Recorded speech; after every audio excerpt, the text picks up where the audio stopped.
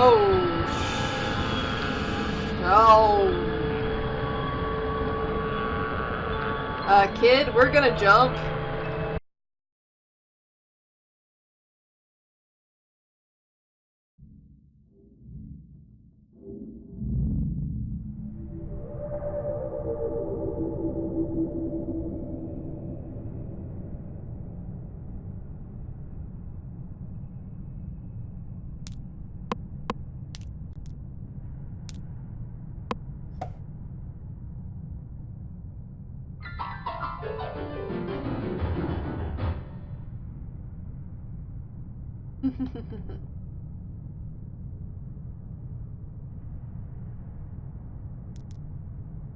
Oof.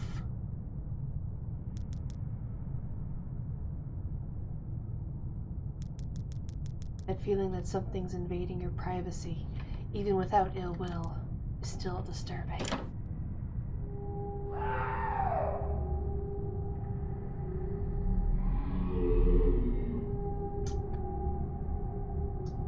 I'm gonna go this way for right now.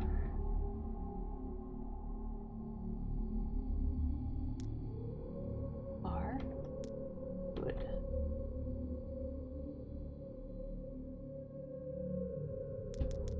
Even if you don't know why they are here, you hold the greatest amount of fear for them.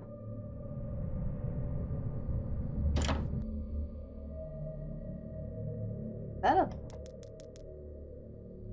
Oh, okay.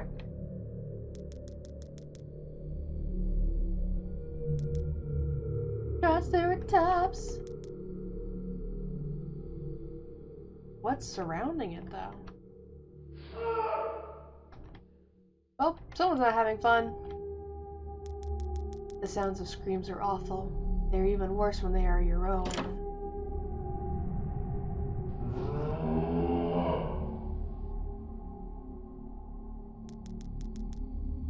Knock, knock.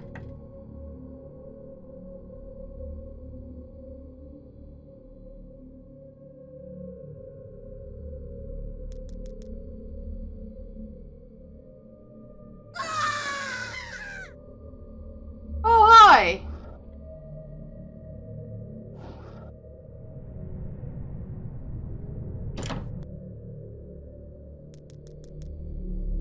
Material on it. Physical material on it. And let me guess. Yeah. Okay.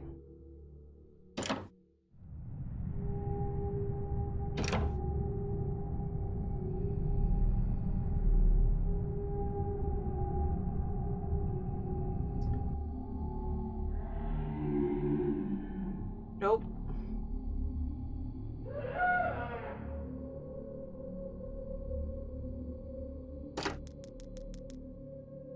Oh, I have to go down, don't I?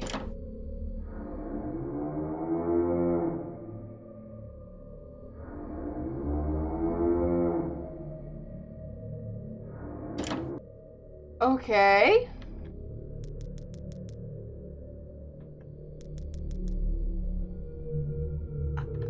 I don't know what the fuck those were, but okay. Of some sort. Well, these were the school vending machines at one time. Oh great, I have to go down after it.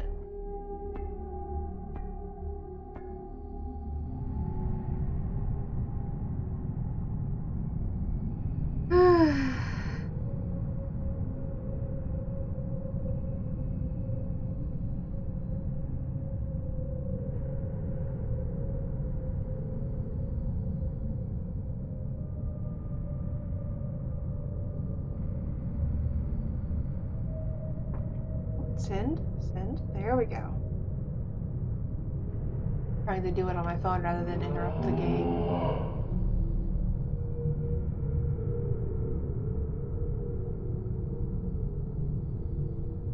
Oh, I can't. Okay.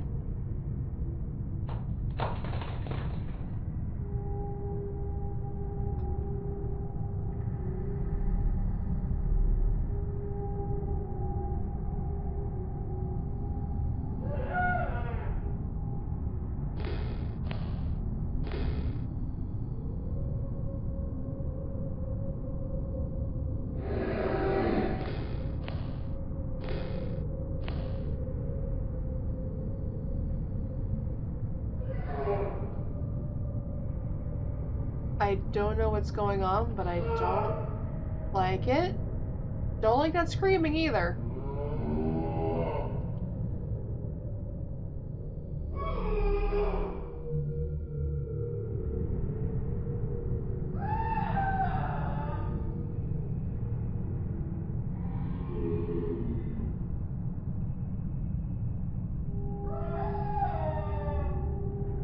Why must you torment me this way? Can I please just go? I would like to leave, please.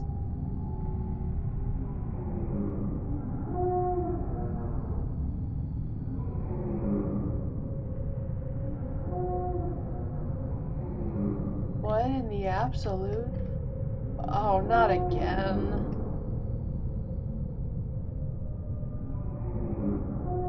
Why is your immediate reaction to lay on the table?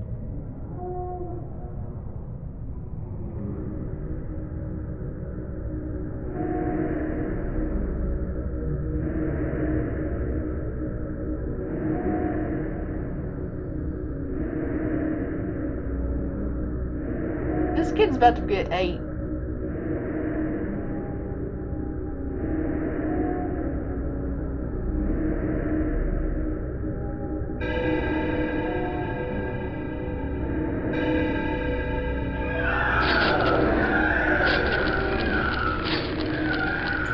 Yeah, I'm pretty sure it's just what happened.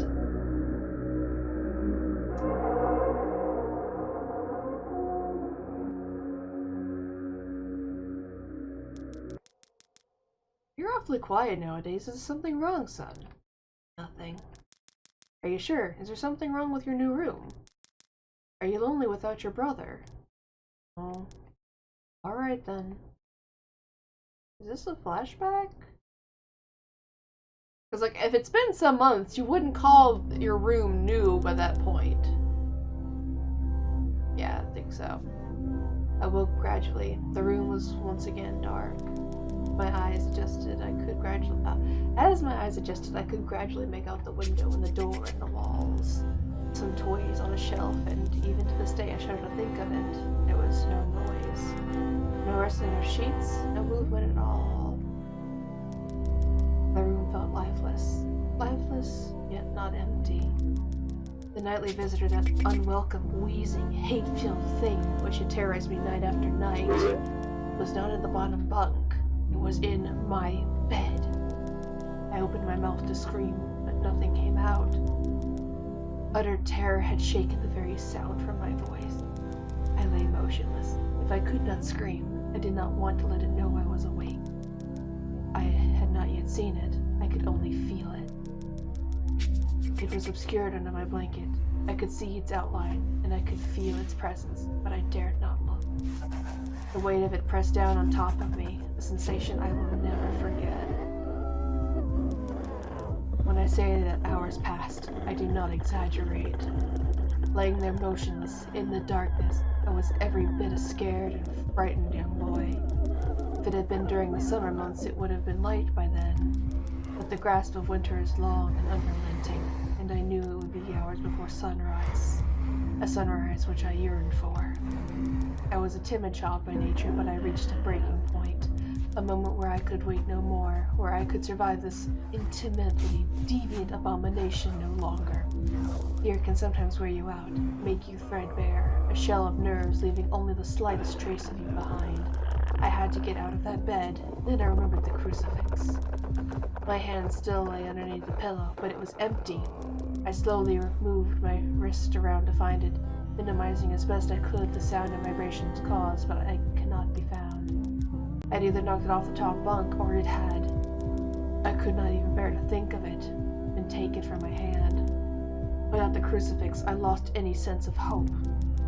Even at such a young age, you can be acutely aware of what death is, and intensely frightened. I knew I was going to die in that bed if I lay there, dormant, passive, doing nothing. I had to leave that room behind, but how? Should I leap from the bed and hope that I make it to the door? What if it is faster than me? Or should I slowly slip out of that bunk, hoping not to disturb my uncanny bedfellow?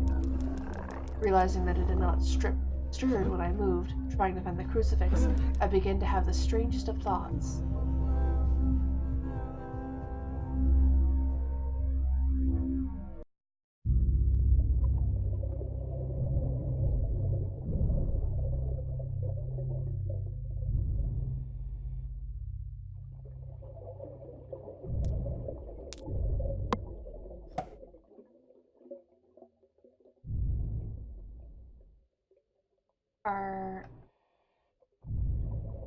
Oh no, we just look at because the weird angle.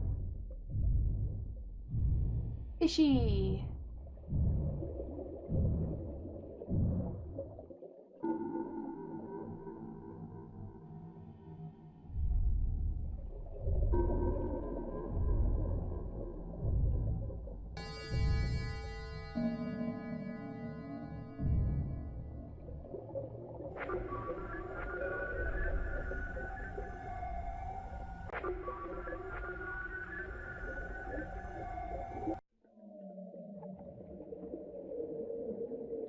Oh, hey Dad!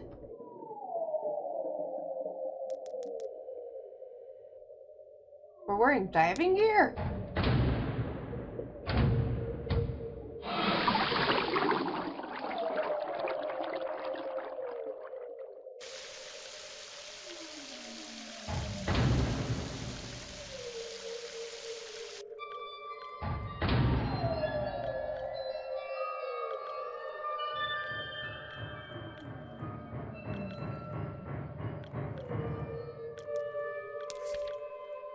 Oh, sweet.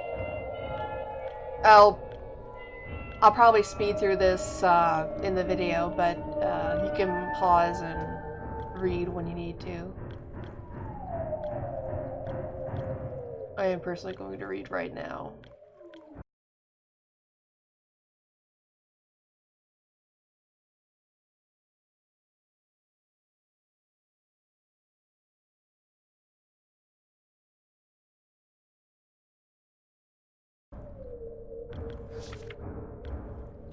Well, after reading that, I can't quite blame them for being afraid of the deep ocean.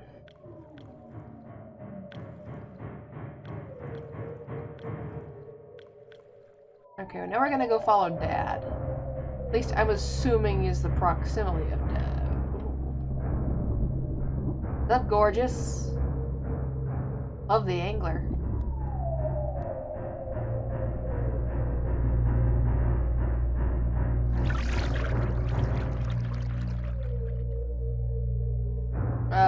Dad?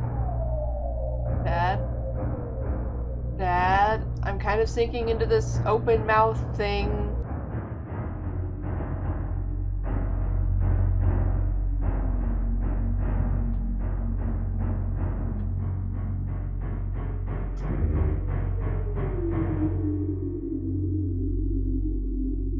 Well, okay then. We did.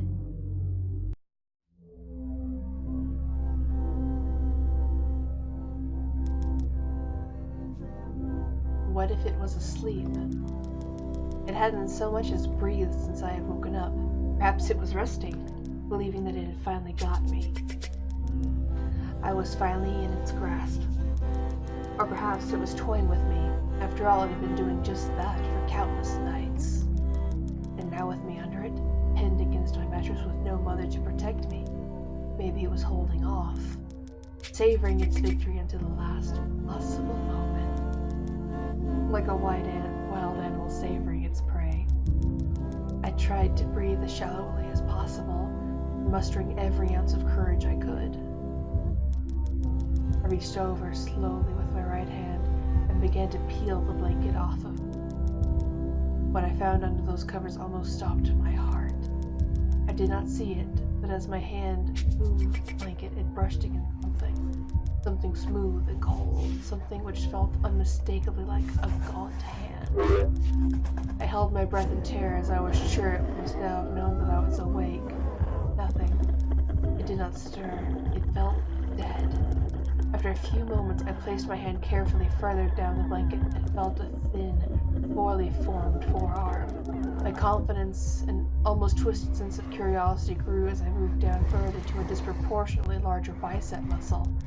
The arm was outstretched, lying across my chest, with the hand resting on my left shoulder, as if it had grabbed me in my sleep.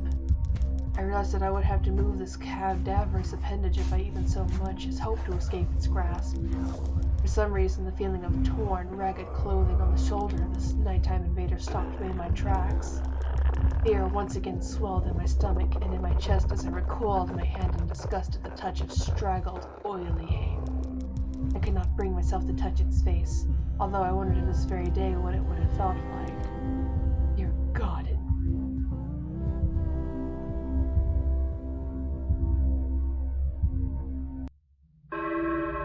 Hostia.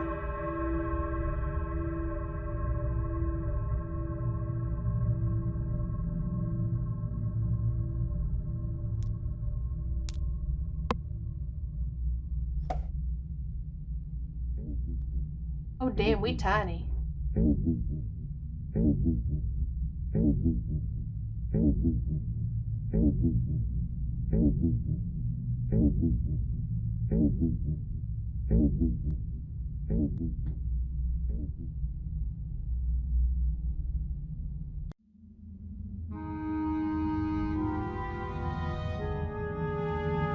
Ew.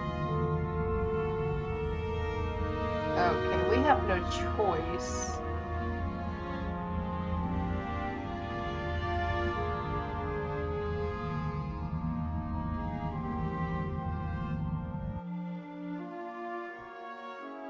Okay, flying eyeballs, whatever the fuck that is.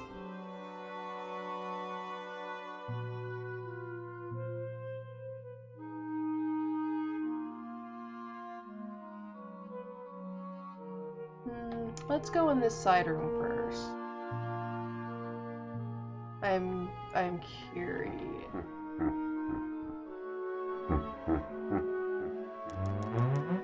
The last enemy that shall be destroyed is death.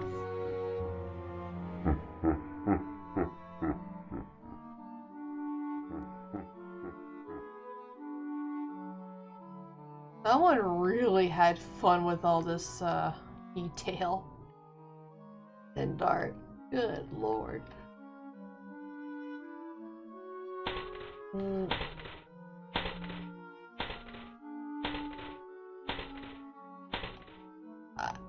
Oh, okay.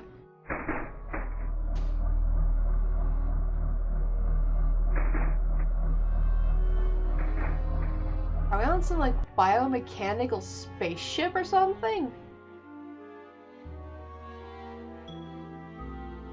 The Hi? At a crossroads in life, what does one do? Stand at the crossroads if you will, but if you'll not choose, I'll move on without you.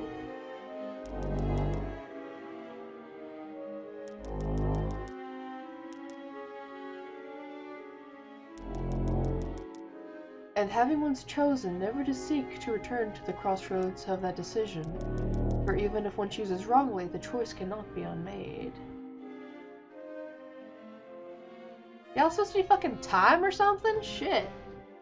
Oh. We'll go down first. Okay. Go up first. Okay, we'll go this way then.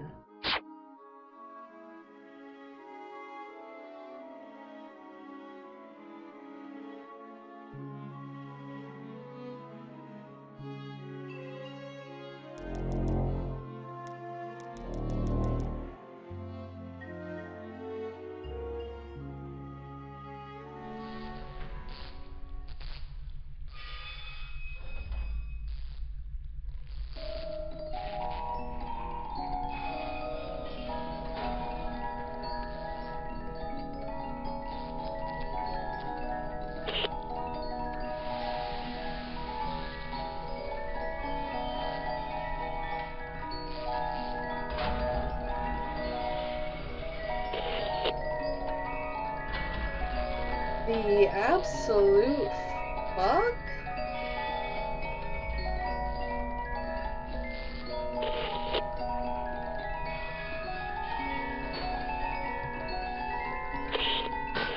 Oh! Okay.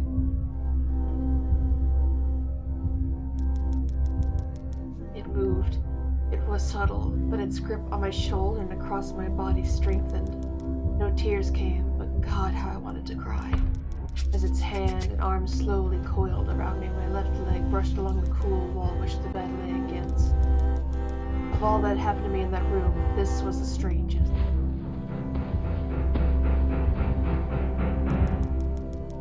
I realized that this clutching, rancid thing which drew great delight from violating a young boy's bed was not entirely on top of me. It was sticking out from the wall like a spider striking from its lair. Suddenly its grip moved from a slow tightening to a sudden squeeze. It pulled and clawed at my clothes as if frightened that the opportunity would soon pass. I fought against it, but its emaciated arm was too strong for me. Its head rose up, writhing and contorting under the blanket. I now realized where it was taking me. Into the wall. I fought for my dear life. I cried, and suddenly my voice returned to me, yelling, screaming, but no one came. Then I realized why it was so eager to suddenly strike, why this thing had to have me now. Through my window, that window which seemed to represent so much malice from outside, streaked hope, the first rays of sunshine. I struggled further, knowing that if I could just hold on, it would soon be gone. As I fought for my life, the unearthly parasite shifted, slowly pulling itself up my chest, its head now poking out from under the blanket, wheezing, coughing, rasping. I do not remember its features. I simply remember its breath against my face, foul and cold as ice. As the sun broke over the horizon, the dark place, that suffocating room of contempt, was washed, bathed in sunlight. I passed out as its scrawny fingers encircled my neck, squeezing the very life from me.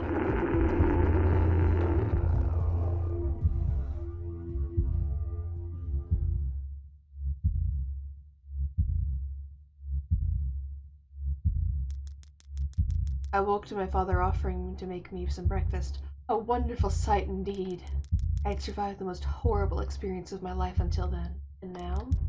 I moved the bed away from the wall, leaving behind the furniture I had believed would stop that thing from taking the bed. Little did I think that it would try to take mine and me. Weeks passed without incident, yet on one cold frostbite night I woke to the sound of the furniture where the bunk beds used to be, vibrating violently. I lay there, sure as I could hear a distant wheezing coming from deep within the wall, finally fading into the distance. The following year I was given a larger room on the other side of the house, and my parents took that room as their bedroom. They said they didn't need a large room, just one big enough for a bed and a few things. It lasted 10 days. We moved on the 11th.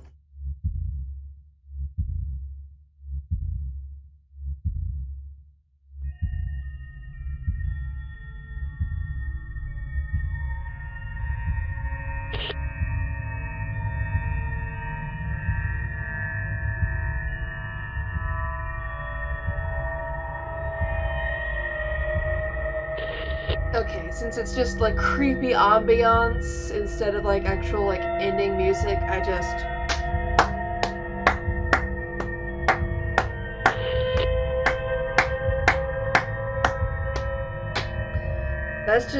that is good. Like, it's not the most... Oh, it's a port. Was it originally an ace or something? Oh well, anyway, not a very complex story, very simple, straight to the point. You're a kid having nightmares and you're trying to get away from a thing in the wall. Very good, basic creepypasta that does its job effectively. And this game did a very good job of basically presenting it in a somewhat new format. What do I mean by somewhat new format? What I mean is, it translated very well to a game, the way the creator did it, the way the owl did it. Wait, hang on, let me look at the Steam page. Snow Owl, the way Snow Owl did it. Very, very fucking good.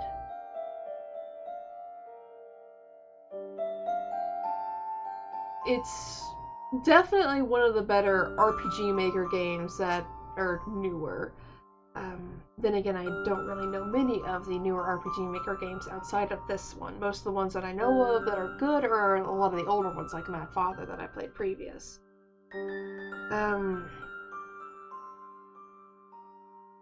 Yeah, just, if they have any more, I would happily play it. It's a really good game, and the creator of this game and their, I don't know if it's a single person or if it was a whole team, regardless, if they ever make another game, I would very happily play it.